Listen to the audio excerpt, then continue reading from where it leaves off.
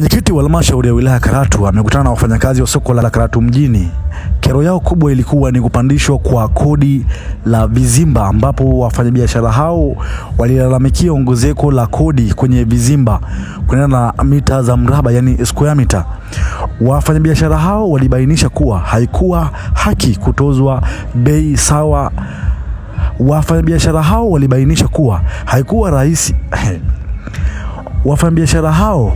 kuwa haikuwa haki kutozwa bei sawasawa wakati vizimba vimetofautiana ukubwa.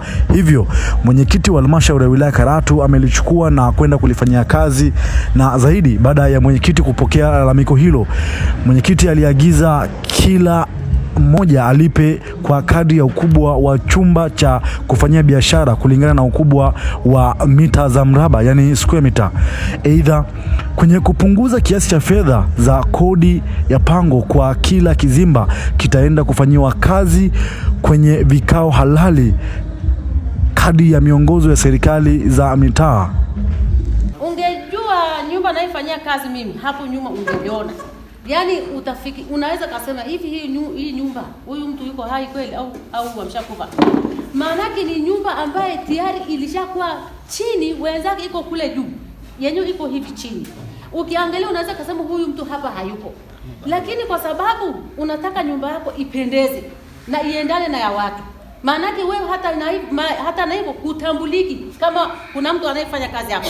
Lakini unajitoa ufahamu ili nyumba yako utengeneze ionekane. Hata unaweza kupata wateja. Unaingia mfukoni. Unaacha kuboresha nyumbani kwako, labda hata nyumba ya rumu moja upate kuishi vizuri, watoto wako walale vizuri. Unaiacha hiyo. Unasema ngoja niboreshe hii ya biashara ili nipate wateja. Unapeleka huko hela zote. Hapo unafundisha watoto, unasomesha. Hapo unalipa halmashauri yetu, ambaye ni halmashauri yetu imetupa nyumba za kufanya kazi. Tupate hela za kuishi pamoja na watoto waende shule. Bado hujakataa kulipa kodi yao, unalipa kodi yao iko pale pale. Unapoenda kuchukua ile risiti ya kujenga, unaambiwa si tutakula wapi? Kibali. Unaambiwa si tutakula wapi? Je, una namna yoyote? Lakini kwa sababu unataka nyumba yako ipendeze, ni lazima useme ndio. Ni lazima useme ndio ili uweze kupewa kibali ujenge. Haya, unajenga. Wakati huo bado unabebana na kokoto kwenye mgongo, una mtoto mgongoni, huku una mfuko unaenda kuchukua mawe pale, umwage mawe hapo ili uweze kujengewa. Haya, leo hii unaletewa sijui futi gani, unapimiwa hivi, unaambiwa 12,000. Hapo ile nyumba 50,000 hujaweza kulipa. Hiyo 12 utaweza? Haya, kama ina maana hiyo 12 huwezi, ndio hiyo unaambiwa kwamba wewe mwisho wako ni tarehe fulani, hapo utakuwa haupo. Hivi hebu niambie tu mwenyekiti, upambane kadri ya uwezo wako ujenge hiyo nyumba. Alafu leo mtu anakuambia hapa siku zako za kuishi ni chache. Hivi inakuaje hapa? Kuridhiane, tupate nini? Maridhiano. Sasa baada ya maoni yenu tukikaa tena, naamini kwamba jambo letu hili litakaa sawa. Kwa masikitiko kidogo, kwa sababu vyumba hivyo tulivijenga kwa shida sana. Tulikuwa tunaokota mawe na makokoto tujenge hivyo vyumba. Lakini nafikiri serikali yetu haikuangalia machungu tuliyopata sisi tuliojenga. Kinachoangalia ni yeye yenyewe ipate mapato. Haikuangalia gharama tulizotumia kujenga hizi nyumba. Wao wanachoangalia ni mapato ya serikali. Ingekuwa imeangalia isingetuwekea hata square meter. Mimi binafsi nilikuwa sijui maana square meter. Lakini mnavijaribu kutuelimisha kuhusu square meter inatuuma zaidi. Yaani kwa mawazo yangu mimi binafsi mimi ningeomba hata hii square meter isingewekwa, tuwekewe kodi ya kawaida tu. Kwa sababu vimba hivyo tumevijenga kwa maumivu zaidi. Alafu na pili, kama kwangu walikuja wakapima mpaka baraza. Hawakupima chumba tu, walipima mpaka baraza, wanasema hii baraza pia utailipia. Sasa kama tunajenga vyumba kwa uchungu, tunasomesha watoto kupitia vyumba hivi. Tunakopa benki, tunalipa mikopo ya benki ili tuweze kulipa kodi za serikali. Lakini serikali haitambui kwamba tunalipa kodi za aina gani. Kodi tunazolipa ni nyingi pale na serikali haituonei huruma. Sana sisi wamama tunakopa mpaka kwenye vikoba, kila mahali sisi tunakopa na tunalipa. Wengine tunapelekwa mahakamani kwa sababu hatujalipa, tunashindwa kulipa kwa sababu ya kodi tunazolipa serikalini.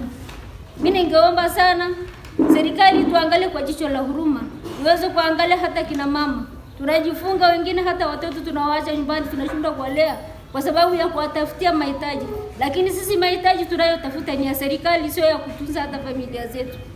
Asante mwenyekiti. Naomba mwenyekiti wa halmashauri, sababu nyewe ni watu wetu ambao mnatuwakilisha huko halmashauri, basi tusaidie kwa hilo.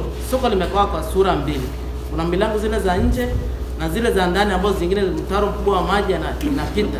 Unakuta yule wa kule ndani mauzo yake haiwezi kufanana na yule wa nje. Sasa ingine yule pia ana chumba kikubwa kutokana na kwamba mazingira yale, kwa sababu alijenga mwenyewe bila kujua kwamba athari yake baadaye ni nini. Sasa unakuta mtu huko kwenye ndani kule, saa ingine hata kupata mauzo ni ngumu kuliko yule wa pale nje. Kwa mfano hata nyumba tu ya kawaida, kujenga nyumba yako, milango zile za mbele na zile za ndani bei haifanani. Lakini sisi kwa square meter unakuta yule wa kule nyuma kabisa ni chumba chake ni kikubwa. Lakini sasa ukimwambia kodi alipe hiki, kimsingi anafunga.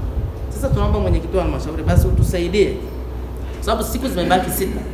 Sisi pia tunapiga mahesabu kwamba kinachofuata baada hapa kwamba tutanyang'anywa atapewa wengine, kwa sababu wao wanadai, hao wataalamu ambao leo amkuja nao wanadai kwamba sisi tukitangaza siku 2 hizo vyumba vinaondoka. Sasa tayari umeshatuweka kwenye hofu, na mimi nimesikitika kwa sababu kwa nini leo hawakuja? Nyinyi mmekuja wenyewe. Hao wanaotuchaji, wanatoa control number hawako hapa tunazungumza, lakini nyie watu wetu ambao ni wawakilishi wetu, nyie mmekuja wenyewe. Maana kwamba sisi hata nyie mkitoka hapa sisi tuna mashaka, tutapona. Wangewepo hapa watupe majibu ya moja kwa moja, tunatoka hapa tumetabasamu. Lakini jinsi inapokuja kupimwa, imepimwa urefu, imepima upana, wanakuja katikati wanakuambia vyumba vinatoka hapa ni 4, kwa hiyo utalipia kama vyumba 4.